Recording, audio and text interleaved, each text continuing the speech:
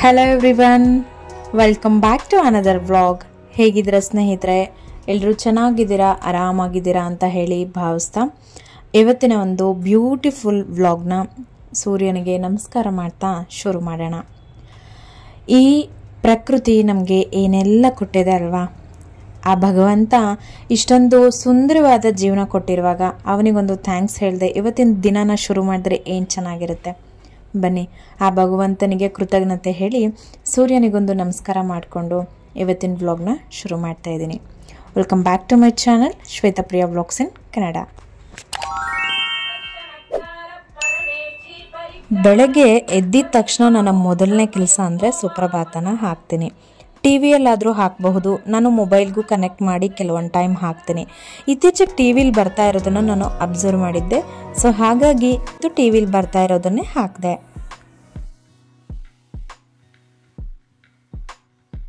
ಬೆಳಗ್ಗೆ ಎದ್ದಿದ ತಕ್ಷಣ ನನ್ನ ಪ್ರತಿನಿತ್ಯದ ಕರ್ಮಗಳನ್ನೆಲ್ಲ ಮುಗಿಸ್ಕೊಂಡು ಅದಾದ ನಂತರ ನನ್ನ ಮಾರ್ನಿಂಗ್ ರಿಚುವಲ್ಸ್ನ ಸ್ಟಾರ್ಟ್ ಮಾಡ್ಕೊಂಡು ಬಿಡ್ತೀನಿ. ಹಾಗೆ ಇವತ್ತು ಹೊಸ್ಲು ಪೂಜೆ ಬಗ್ಗೆ ತುಂಬ ಜನ ಕೇಳ್ತಾ ಇದ್ರೆ ಅದ್ರ ಬಗ್ಗೆನೂ ಕೂಡ ಡೀಟೇಲ್ಸ್ ಕೊಡ್ತೀನಿ. ಹೊಸ್ಲು ಪೂಜೆನ ಸ್ನಾನ ಮಾಡಿಕೊಂಡೇ ಮಾಡಬೇಕಂತ ಏನಿಲ್ಲ. ಬೆಳಗ್ಗೆ ಎದ್ದು ಮುಖ ತೊಳ್ಕೊಂಡು ದೇವ್ರಿಗೆ ನಮಸ್ಕಾರ ಮಾಡಿಕೊಂಡು ಹೊರಗಡೆ ಎಲ್ಲ ಗುಡಿಸಿ ಒರೆಸಿ ಮಾಡಿ, ಸೊ ಅದು ಬಾಗಿಲು ಎಲ್ಲ ತೊಳೆದು ಅಂದರೆ ಹೊಸ್ಲೆಲ್ಲ ತೊಳೆದ್ಬಿಟ್ಟು ರಂಗೋಲಿ ಹಾಕಿ ಅರ್ಶಿನ ಕುಂಕುಮ ಬೊಟ್ಟು ಇಟ್ಟು 2 ಹೂವನ್ನು ಇಟ್ಟು ಕೂಡ ನಾವು ನಮಸ್ಕಾರ ಮಾಡ್ಕೋಬಹುದು. ನೀವು ಮತ್ತೆ ಸ್ನಾನ ಎಲ್ಲ ಆದಮೇಲೆ ದೇವ್ರ ಪೂಜೆ ಎಲ್ಲ ಮಾಡ್ತೀರಲ್ವ, ಸೊ ಆ ಟೈಮಲ್ಲೂ ಕೂಡ ನೀವು ಪಂಚಪಾತ್ರೆ ಉದ್ಧರಣೆಯಲ್ಲಿ ನೀರಿರುತ್ತಲ್ವ, ಆ ನೀರನ್ನ ಮತ್ತೆ ಹೊಸ್ತಿಲಿಗೆಲ್ಲ ಪ್ರೋಕ್ಷಣೆ ಮಾಡಿಕೊಂಡು ಅದಾದಮೇಲೆ ಮತ್ತೆ ಒಂದ್ಸರಿ ಅರ್ಶಿನ ಕುಂಕುಮನ ಏರಿಸ್ಕೊಂಡು ಮತ್ತೆ ಗಂಧದ ಕಡ್ಡಿ ಎಲ್ಲ ಹಚ್ಚಿ ಬೆಳಗ್ಗೆ ನಮಸ್ಕಾರ ಮಾಡಿಕೊಂಡ್ರು ಸಾಕು. ಆದರೆ ಪ್ರತಿನಿತ್ಯನೂ ಕೂಡ ಹೊಸ್ಲು ಪೂಜೆ ಮಾಡೋದು ತುಂಬಾ ಇಂಪಾರ್ಟೆಂಟ್.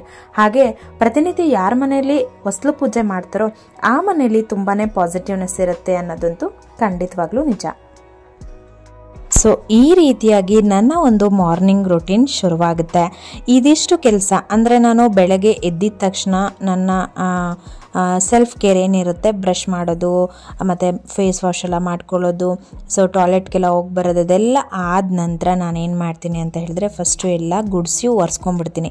ಬೆಳಗ್ಗೆನೇ ಕಸ ಗುಡಿಸಿ ನೆಲ ಒರೆಸ್ಕೊಂಡು ಆಮೇಲೆ ಆಚೆ ಕಡೆ ಎಲ್ಲ ಹೊರಗಡೆ ಎಲ್ಲ ಹೊಸ್ಲೆಲ್ಲ ತೊಳೆದು ರಂಗೋಲಿ ಎಲ್ಲ ಹಾಕಿ ಆ ಕೆಲಸ ಎಲ್ಲ ಮುಗಿಸ್ಕೊಂಡ್ರೆ ಕಂಪ್ಲೀಟ್ ಮನೆನ ಕ್ಲೀನ್ ಮಾಡೋವಂಥ ಪ್ರಾಸೆಸ್ ಏನಿರುತ್ತೆ ಬೆಳಗ್ಗೆನೇ ಮುಗಿದ್ಬಿಡುತ್ತೆ.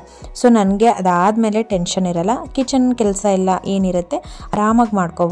ಸೊ ಹಾಗಾಗಿ ನಾನು ಬೆಳಗ್ಗೆ ಹೊತ್ತಲ್ಲಿ ಈ ಕೆಲಸಗಳನ್ನೆಲ್ಲ ಮುಗಿಸ್ಕೊಂಡ್ಬಿಡ್ತೀನಿ.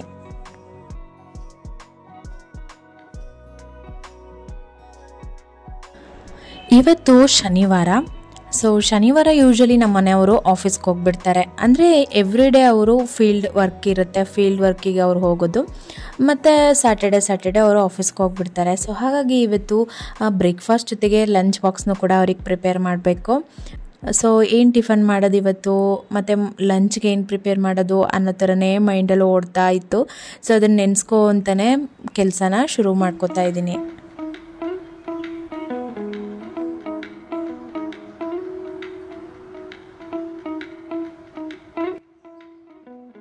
ಹಿಂದಿನ ದಿನ ರಾತ್ರಿನೇ ಪಾತ್ರೆನೆಲ್ಲ ತೊಳೆದು ಸ್ಟವ್ ಎಲ್ಲ ಒರೆಸ್ಬಿಟ್ಟು ಕೌಂಟರ್ ಟಾಪ್ ಎಲ್ಲ ಕ್ಲೀನ್ ಮಾಡಿನೇ ಮಲ್ಕೊಂಡಿರ್ತೀನಿ. ಆದರೂ ಕೂಡ ಬೆಳಗ್ಗೆ ಎದ್ದಿದ ತಕ್ಷಣ ಮತ್ತೆ ಒಂದ್ಸರಿ ಒರೆಸ್ಕೊತೀನಿ. ಯಾಕಂತ ಹೇಳಿದ್ರೆ ನಮಗೆ ಗೊತ್ತಿಲ್ಲದೆ ಹಲ್ಲಿಗಳು ಜಿರಳೆ ಓಡಾಡಿರೋವಂಥ ಚಾನ್ಸಸ್ ಇರುತ್ತೆ. ಯೂಶ್ವಲಿ ನಮ್ಮ ಮನೇಲೇನು ಇಲ್ಲ, ಆದ್ರೂ ಕೂಡ ನಮ್ಮ ಹುಷಾರಲ್ಲಿ ನಾವಿರಬೇಕಲ್ವ. ಸೊ ಹಾಗಾಗಿ ಒಂದ್ಸರಿ ಕ್ಲೀನ್ ಮಾಡಿಕೊಂಡ್ರೆ ಬೆಟರು. ಯಾಕಂದರೆ ನೈಟ್ ಟೈಮಲ್ಲಿ ಸ್ವಲ್ಪ ಜಿರಳೆಗಳೆಲ್ಲ ಓಡಾಡುತ್ತೆ ಅಲ್ವಾ.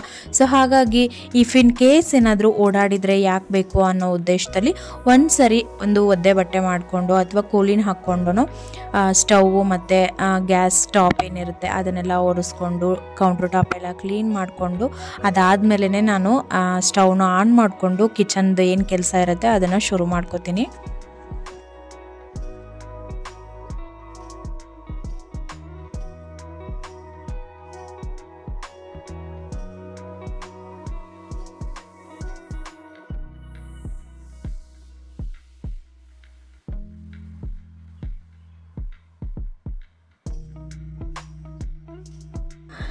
ಇಷ್ಟು ಕೆಲಸ ಮಾಡಿಕೊಂಡ್ರೆ ನನ್ನ ಮಾರ್ನಿಂಗ್ ರೂಟೀನಲ್ಲಿ ಅರ್ಧ ಕೆಲಸ ಕಡಿಮೆ ಆದಂಗೆ ಆಗುತ್ತೆ. ಸೊ ಇದೆಲ್ಲ ಆದ ನಂತರ ನಾನು ಬ್ರೇಕ್ಫಾಸ್ಟ್ ಆಯಿತು ಮತ್ತು ಏನಾದರೂ ಪ್ರಿಪೇರ್ ಮಾಡೋದಿದ್ರೆ ಆರಾಮಾಗಿ ಮಾಡ್ಕೊಂಬಿಡ್ತೀನಿ.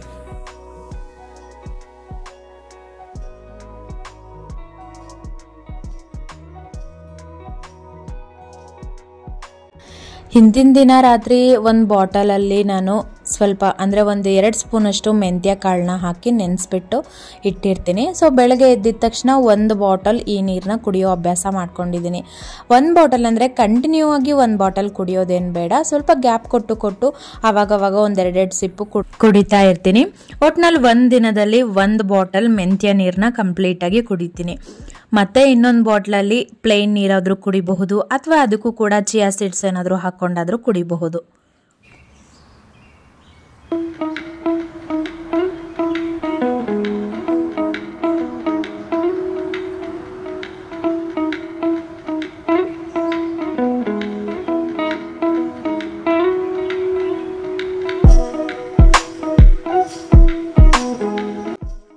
ನನಗಂತೂ ಮಾರ್ನಿಂಗ್ ಟೈಮ್ ಈ ಥರ ಒಂದು 10 ನಿಮಿಷ ಆದರೂ ಆಚೆ ಕಡೆ ನಿಂತ್ಕೊಳ್ಳೋಕೆ ತುಂಬ ಇಷ್ಟ ಆಗುತ್ತೆ. ನಮ್ಮ ಬಾಲ್ಕನಲ್ಲಿ ನಿಂತ್ಕೊಂಡ್ರೆ ಈ ಥರ ವ್ಯೂ ಕಾಣುತ್ತಲ್ಲ, ಸನ್ರೈಸ್ ಆಗ್ತಾ ಇರುತ್ತೆ. ನನಗಂತೂ ಅದನ್ನು ತುಂಬ ಇಷ್ಟ ನೋಡೋಕ್ಕೆ. ಹಾಗಾಗಿ ಒಂದು 10 ನಿಮಿಷ ಬಿಡುವು ಮಾಡಿಕೊಂಡು ಈ ರೀತಿಯಾಗಿ ಒಂದು 10 ನಿಮಿಷ ನಿಂತ್ಕೊತೀನಿ. ನನಗಂತೂ ಇದು ತುಂಬಾ ಪಾಸಿಟಿವ್ ವೈಬ್ಸ್ನ ಕೊಡುತ್ತೆ ಅಂತಲೇ ಹೇಳಬಹುದು.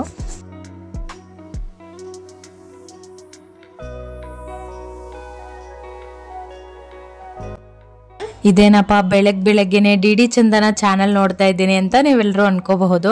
ಬೆಳಗ್ಗೆ ಒಂದು 6:30 ಏನಪ್ಪ ಆ ಟೈಮಲ್ಲಿ ಡಿ ಚಂದನದಲ್ಲಿ ಆರೋಗ್ಯ ಮಾಹಿತಿ ಅಂತ ಹೇಳಿ ಕೊಡ್ತಾ ಇರ್ತಾರೆ. ತುಂಬ ಉಪಯುಕ್ತವಾದಂಥ ಮಾಹಿತಿಗಳಿರುತ್ತೆ. ಸೊ ಹಾಗಾಗಿ ಸುಮ್ಮನೆ ಹಾಗೆ ಕಣ್ಣಾಡಿಸ್ತಾ ಇರ್ತೀನಿ ಅಷ್ಟೇ.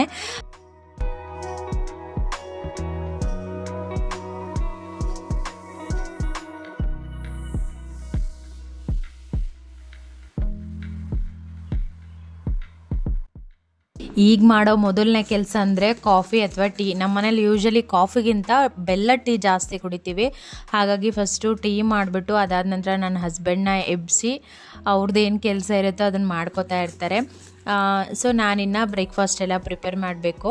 ಸೊ ಮೊದಲು ಹಾಲು ಸ್ವಲ್ಪ ಕಾಯಿಸ್ಕೊಂಡು ಕೆನೆಲ್ಲ ಬಂದಿರುತ್ತಲ್ವ, ಸೊ ಅದನ್ನೆಲ್ಲ ಫಸ್ಟು ಒಂದು ಬಾಕ್ಸಲ್ಲಿ ಎತ್ತಿ ಇಟ್ಕೊಂಡ್ಬಿಡ್ತೀನಿ. ಯಾಕಂದರೆ ನಾನು ತುಪ್ಪದ ಬತ್ತಿ ಮನೇಲೇ ಮಾಡ್ಕೋತೀನಲ್ವ. ಸೊ ದೇವರಿಗೆ ನಾನೇ ಮನೇಲೇ ತುಪ್ಪ ತಯಾರು ಮಾಡಿಕೊಂಡು ದೀಪ ಹಚ್ತಾ ಇರೋದು. ಅಂದರೆ ತುಪ್ಪದ ಬತ್ತಿ ಹಚ್ಚೋದು ನಿಮಗೆ ಗೊತ್ತಿದೆ, ಲಾಸ್ಟ್ ವ್ಲಾಗಲ್ಲೆಲ್ಲ ಹೇಳಿದ್ದೀನಲ್ವ. ಹಾಲು ಕಾಯಿಸಿದ ತಕ್ಷಣ ಒಂದು 10 ನಿಮಿಷ ಬಿಟ್ಟರೆ ಅದು ತಣ್ಣಗಾಗುತ್ತಲ್ವ, ಸೊ ಕೆನೆ ಕಟ್ಕೊಂಡಿರುತ್ತೆ.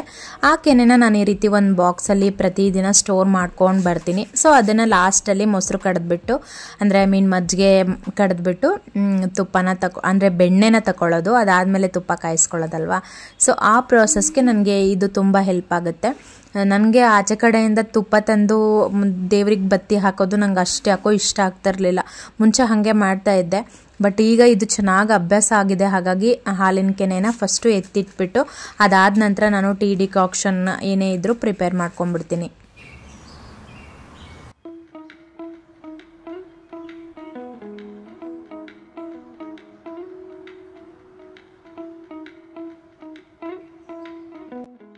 ಹಾಗೇನೆ ರಾತ್ರಿ ಕೋಸು ಪಲ್ಯ ಮಾಡಿದ್ದೆ, ಚಪಾತಿ ಜೊತೆಗೆ ಎಲೆಕೋಸು ಇತ್ತು. ಸೊ ಹಾಗಾಗಿ ಅದರದ್ದೇ ಪಲ್ಯ ಮಾಡಿದ್ದೆ. ಅದಿನ್ನೂ ಸ್ವಲ್ಪ ಮಿಕ್ಕಿತ್ತು, ಮತ್ತು ವೇಸ್ಟ್ ಮಾಡೋದು ಬೇಡ ಅಲ್ಲ, ಮತ್ತು ಚಪಾತಿ ಹಾಕ್ಕೊಂಡ್ರೆ ಆಗುತ್ತೆ ಒಂದೆರಡು ಅಂತ ಹೇಳ್ಬಿಟ್ಟು ಅದನ್ನು ಪಲ್ಯನ ಫಸ್ಟು ಬಿಸಿ ಮಾಡಿಬಿಟ್ಟು ಬೌಲಿಗೆ ತೆಗೆದುಬಿಟ್ಟು ಎತ್ತಿಟ್ಕೊಂಡು ಆಮೇಲೆ ಟೀ ಡಿಕಾಕ್ಷನ್ ಪ್ರಿಪೇರ್ ಮಾಡ್ಕೊತಾ ಇದ್ದೀನಿ. ಸೊ ನಮ್ಮ ಮನೇಲಿ ಈಗಂತೂ ನಾವು ಬೆಲ್ಲದ ಟೀನೇ, ಹೇಳಿದ್ನಲ್ಲ ಬೆಲ್ಲದ ಟೀನೇ ಕುಡಿತಾ ಇದ್ದೀವಿ. ಆರೋಗ್ಯಕ್ಕೂ ಕೂಡ ಒಳ್ಳೆಯದು, ಹಾಗೆಯೇ ಟೇಸ್ಟು ಕೂಡ ಚೆನ್ನಾಗಿರುತ್ತೆ. ಮತ್ತು ಶುಗರ್ನು ಕೂಡ ಸ್ವಲ್ಪ ಅವಾಯ್ಡ್ ಮಾಡ್ದಂಗೆ ಆಗುತ್ತೆ. ಬಟ್ ಶುಗರ್ಗೆ ಈಕ್ವಲ್ಲೇ ಬೆಲ್ಲ, ಬಟ್ ಶುಗರಿಗೆ ಕಂಪೇರ್ ಮಾಡಿದ್ರೆ ಬೆಲ್ಲ ಈಸ್ ಬೆಟರು. ಸೊ ಹಾಗಾಗಿ ಬೆಲ್ಲದ ಟೀನೇ ಕುಡಿತಾ ಇದ್ದೀವಿ. ಸುಮಾರು ದಿನವೇ ಆಯಿತು. ಇನ್ನು ನಮ್ಮ ಅತ್ತೆ ಮನೇಲಂತೂ ಕಂಪಲ್ಸರಿ ಅವ್ರು ಬೆಲ್ಲದ ಟೀನೇ ಕುಡಿತಾರಲ್ವ. ಸೊ ಹಾಗಾಗಿ ನಮಗೂ ಇದು ಅಭ್ಯಾಸ ಆಗೋಗಿದೆ. ಟೇಸ್ಟು ಕೂಡ ಚೆನ್ನಾಗಿರುತ್ತೆ, ಹೆಲ್ತ್ಗೂ ಕೂಡ ಒಳ್ಳೆಯದಲ್ವ. ಸೊ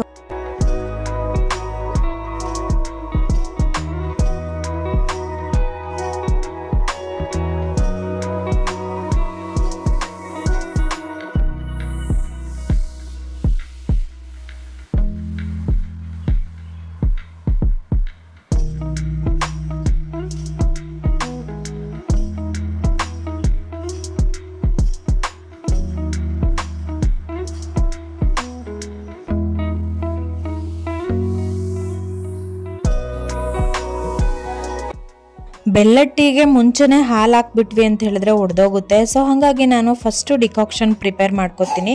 ಈ ಕಡೆ ಹಾಲನ್ನು ಕೂಡ ಬಿಸಿ ಮಾಡ್ಕೊಂಡಿರ್ತೀನಿ. ಸೊ ಡಿಕಾಕ್ಷನ್ ಎಲ್ಲ ಪ್ರಿಪೇರ್ ಆದ ನಂತರ ಸ್ಟವ್ನ ಆಫ್ ಮಾಡಿ ಪಾತ್ರನ ಕೆಳಗೆ ಇಳಿಸ್ಕೊಂಡು ಅದಾದ ನಂತರ ಹಾಲನ್ನ ಹಾಕ್ತೀನಿ.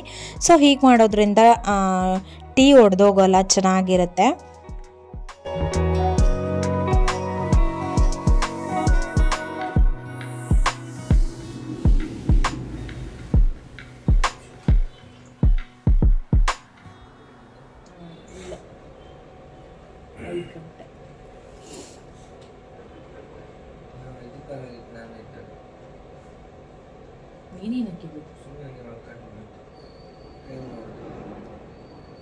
ಬೂಜಿ ಎದಿದ್ಲ ವಾಯ್ಸ್ ಕೇಳಿಸ್ತೆ.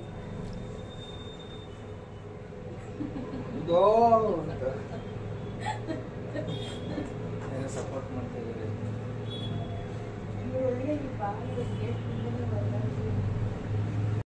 ದಿನದ 24 ಗಂಟೆಯಲ್ಲಿ 8ರಿಂದ 10 ಅವರ್ ಮೇಲೇ ಡ್ಯೂಟಿ ಹೋಗ್ಬಿಟ್ಟಿರ್ತಾರೆ. ಇನ್ನು ಉಳಿದಂಥ ಟೈಮಲ್ಲಿ 6ರಿಂದ 8 ಅವರ್ ನಿದ್ದೆಗೆ ಹೋಗಿರುತ್ತೆ. ಸೊ ಇನ್ನು ಮಿಕ್ಕಿರೋವಂಥ ಟೈಮಿಂಗ್ಸಲ್ಲಿ ನಾವು ಏನು ಟೈಮ್ ಕೊಟ್ಕೊಳಕ್ಕಾಗತ್ತೆ ಅಲ್ವಾ. ಸೊ ಹಾಗಾಗಿ ನಾವೇನು ಮಾಡ್ತೀವಿ ಅಂದರೆ ಫ್ರೀ ಟೈಮ್ ಸಿಕ್ಕಾಗ ನಮಗೆ ನಾವು ಸ್ವಲ್ಪ ಏನಾದರೂ ಕಾನ್ವರ್ಸೇಷನ್ ಮಾಡ್ತಾ ಇರ್ತೀವಿ. ಲೈಕ್ ಕಾಫಿ ಟೀ ಕುಡ್ಕೊಂಡಾದರೂ ಆಗಿರ್ಬೋದು, ಬೆಳಿಗ್ಗೆ ಬ್ರೇಕ್ಫಾಸ್ಟ್ ತಿನ್ಕೊಂಡಾದರೂ ಆಗಿರ್ಬೋದು, ಅಥವಾ ನೈಟು ಊಟ ಮಾಡ್ತಾನಾದರೂ ಆಗಿರ್ಬೋದು, ಸ್ವಲ್ಪ ಏನಾದರೂ ಕಮ್ಯುನಿಕೇಟ್ ಮಾಡ್ತೀವಿ. ಮತ್ತು ಅವರು ಆಫೀಸಲ್ಲಿ ಏನಾಯಿತು, ಮತ್ತು ಅವರ ವರ್ಕಿಂಗ್ ಪ್ರೆಷರ್ ಹೆಂಗಿದೆ, ಸೊ ಅಲ್ಲಿ ಏನಾಗ್ತಿರುತ್ತೆ, ಸೊ ಅದನ್ನೆಲ್ಲನೂ ಕೂಡ ಶೇರ್ ಮಾಡ್ಕೋತಾರೆ. ಹೀಗೆ ಏನಾದರೂ ಒಂದು ಸಣ್ಣ ಪುಟ್ಟದ ಚಿಟ್ ಚಾಟ್ಸ್ನ ನಾವು ಮಾಡ್ತಾ ಇರ್ತೀವಿ. ಪ್ರತಿಯೊಬ್ಬರ ಲೈಫಲ್ಲೂ ಈ ಒಂದು ಟೀ ಟೈಮ್ ಅಥವಾ ಕಾಫಿ ಟೈಮ್ ಅನ್ನೋದನ್ನು ಶೆಡ್ಯೂಲ್ ಮಾಡ್ಕೊಳ್ಳೋದು ತುಂಬಾ ಅವಶ್ಯಕತೆ ಇರುತ್ತೆ ಅಂತಲೇ ಹೇಳ್ತೀನಿ. ಯಾಕಂದರೆ ಏನಾದರೂ ಒಂದು ಮಿಸ್ಅಂಡರ್ಸ್ಟ್ಯಾಂಡಿಂಗ್ಸ್ ಏನೇ ಇದ್ರೂ ನಾವು ಆವಾಗ ಆ ಟೈಮಲ್ಲಿ ಕಮ್ಯುನಿಕೇಟ್ ಮಾಡ್ತಾ ಇದ್ದರೆ, ಸೊ ಈ ರೀತಿ ಒಂದು 15 ಮಿನಿಟ್ಸ್ ನಾವು ಟೈಮ್ ಸ್ಪೆಂಡ್ ಮಾಡಿದ್ರೆ ಎಷ್ಟೋ ಸಮಸ್ಯೆಗಳು ಬಗೆಹರಿಯುತ್ತೆ ಅಂತಲೇ ಹೇಳಬಹುದು. ಕಮ್ಯುನಿಕೇಷನ್ ಇರಬೇಕು ಅಷ್ಟೇ. Good morning, good morning, good morning, good morning.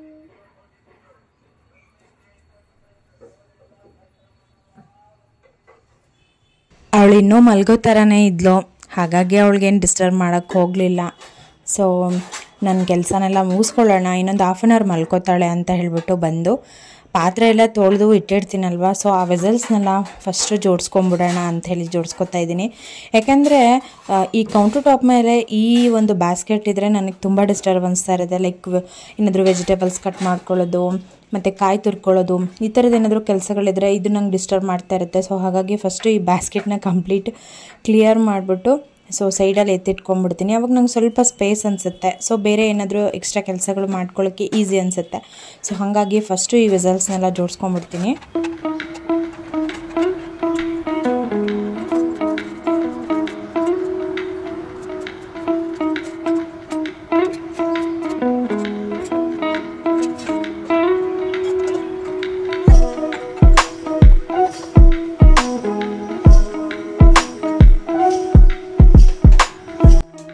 ನಮ್ಮ ಮನೆಯವ್ರಿಗೆ ಇವತ್ತು ಟಿಫನ್ ಏನು ಮಾಡಲಿ ಮತ್ತು ಲಂಚ್ ಬಾಕ್ಸ್ಗೂ ಕೂಡ ಏನು ಪ್ರಿಪೇರ್ ಮಾಡಲಿ ಅಂತ ಕೇಳಿದೆ. ಅವ್ರಿಗೆ ಇವತ್ತು ಸೋಯಾ ಚಂಕ್ಸ್ ಹಾಕಿ ಪಲಾವ್ ಮಾಡು ಅಂತ ಹೇಳಿದ್ರು. ಅವ್ರಿಗೆ ಇವತ್ತು ಬ್ರೇಕ್ಫಾಸ್ಟ್ ಮತ್ತು ಲಂಚ್ ಬಾಕ್ಸ್ಗೆ ಎರಡಕ್ಕೂ ಪಲಾವೇ ಬೇಕಂತೆ. ಹಾಗಾಗಿ ಇವತ್ತು ಸೋಯಾ ಚಂಕ್ಸ್ನ ಹಾಕಿಬಿಟ್ಟು ಪಲಾವ್ ರೆಸಿಪಿ ಮಾಡ್ತಾಯಿದ್ದೀನಿ. ಸೊ ಹಾಗೆ ನಿಮ್ಮ ಜೊತೆಗೆ ರೆಸಿಪಿನೂ ಕೂಡ ಶೇರ್ ಮಾಡ್ಕೊತೀನಿ.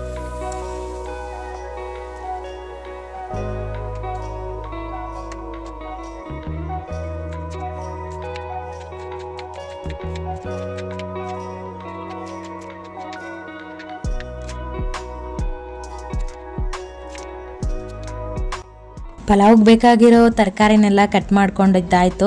ಈಗ ಮಸಾಲೆ ರುಬ್ಕೊಳ್ಳೋದಕ್ಕೆ ಏನೆಲ್ಲ ಹಾಕೋತಾ ಇದ್ದೀನಿ ಅಂತ ತಿಳಿಸ್ತೀನಿ.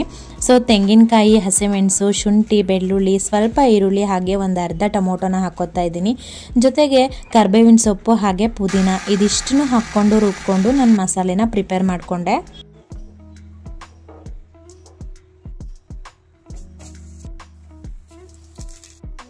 ಸಾಸಿವೆ ಜೀರಿಗೆ ಹಾಕ್ಕೊಂಡು ಚಿಟಪಟ ಅಂದಿದ ತಕ್ಷಣ ಮಸಾಲೆ ಪದಾರ್ಥ ಅಂದರೆ ಪಲಾವ್ ಎಲೆ, ಶಾಹಿ ಜೀರಾ ಮತ್ತು ಒಂದೆರಡು ಲವಂಗ, ಏಲಕ್ಕಿ, ಚಕ್ರ ಮೊಗ್ಗು ಅದನ್ನೆಲ್ಲ ಹಾಕ್ಕೊಂಡು ಫ್ರೈ ಮಾಡಿಕೊಂಡೆ. ಅದಾದ ನಂತರ ಹೆಚ್ಕೊಂಡಿರ್ತಕ್ಕಂಥ ತರಕಾರಿಗಳನ್ನೆಲ್ಲ ಹಾಕ್ಕೊಂಡು ಫ್ರೈ ಮಾಡ್ಕೊಂಡಿದ್ದೀನಿ.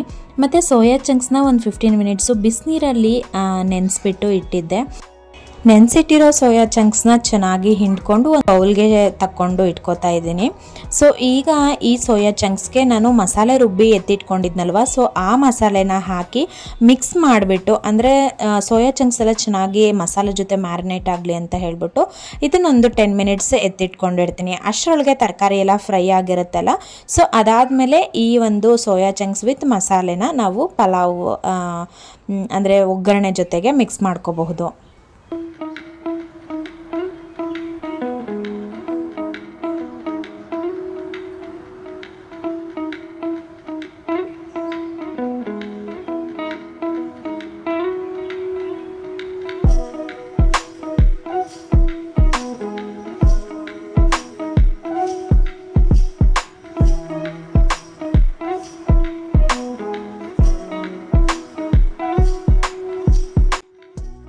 ಇದಕ್ಕೆ ಸ್ವಲ್ಪ ಅರಿಶಿನ ಪುಡಿ ಹಾಗೆ ಸ್ವಲ್ಪ ಉಪ್ಪನ್ನ ಕೂಡ ಮಿಕ್ಸ್ ಮಾಡಿಕೊಂಡು ಚೆನ್ನಾಗಿ ಬೇಯಿಸ್ಕೊತಾ ಇದ್ದೀನಿ.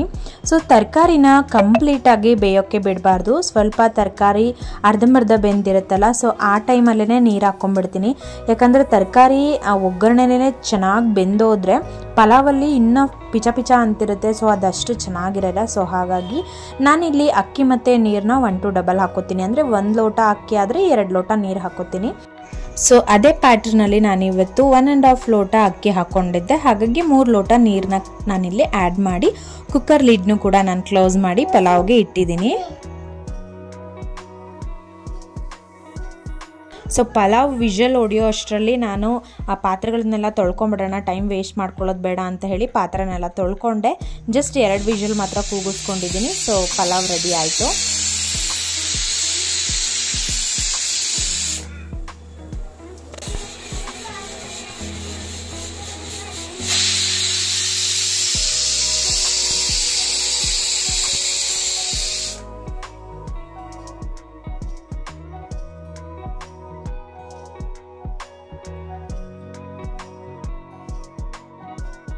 ಸೊ ಸರ್ವಿಂಗ್ ಪ್ಲೇಟಲ್ಲಿ ಸೋಯಾ ಚಂಕ್ಸ್ ಪಲಾವ್ ರೆಡಿ ಆಯಿತು. ಇದಕ್ಕೆ ಕಾಂಬಿನೇಷನ್ ಆಗಿ ನಾನು ಮೊಸರು ರಾಯ್ತಾ ಮಾಡ್ಕೊಂಡಿದ್ದೆ. ಹಾಗೆ ಸಲಾಡ್ ನಾನಿವತ್ತು ಕುಕುಂಬರ್ ಸಲಾಡ್ನ ಹಾಕಿದ್ದೀನಿ. ಸೊ ಇವತ್ತು ನಮ್ಮ ಮನೆಯವರು ಲಂಚ್ಗೂ ಕೂಡ ಇದನ್ನೇ ತೊಗೊಂಡು ಹೋದರು. ತುಂಬಾ ಟೇಸ್ಟಿಯಾಗಿ ಬಂದಿತ್ತು. ಸೊ ಇದಿಷ್ಟು ಇವತ್ತಿನ ವ್ಲಾಗ್. ಆ್ಯಂಡ್ ನಿಮ್ಮೆಲ್ರಿಗೂ ಕೂಡ ಈ ವ್ಲಾಗ್ ಇಷ್ಟ ಆಗಿದೆ ಅಂತ ಹೇಳಿ ಭಾವಿಸ್ತಾ ಇವತ್ತಿನ ಈ ವ್ಲಾಗ್ನ ಇಲ್ಲಿಗೆ ಎಂಡ್ ಮಾಡ್ತಾ ಇದ್ದೀನಿ. ಮತ್ತೆ ಸಿಗ್ತೇನೆ ಮುಂದಿನ ವ್ಲಾಗಲ್ಲಿ. ಅಲ್ಲಿವರೆಗೂ ನಮಸ್ಕಾರ, ಟೇಕ್ ಕೇರ್, ಬಾಯ್.